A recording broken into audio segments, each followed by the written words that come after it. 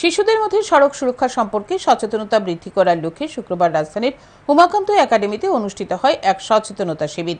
Traffic দপ্তরের উদ্যোগে আয়োজিত এই সচেতনতা শিবিরে উপস্থিত ছিলেন traffic police super Maniklal Das সহ অন্যান্য আধিকারিকরা। এই দিনের শিবিরে শিশুদের মধ্যে হেলমেট বিতরণ করা হয়। খোদ ট্রাফিক পুলিশ সুপার এই দিন শিশুদের মাথায় হেলমেট পরিয়ে দেন। শিবিরে আলোচনা করতে গিয়ে traffic police super Maniklal Das বলেন, বিভিন্ন বিদ্যালয়ে এই ধরনের সচেতনতা শিবির করা হবে। তিনি আরো জানান, অনেকের ধারণা রয়েছে শিশুদের হেলমেট পরিধান করতে হয় না, কিন্তু মোটর ভেহিকেল অ্যাক্ট অনুযায়ী 4 বছরের অধিক বয়সী শিশুদের হেলমেট পরিধান করা বাধ্যতামূলক।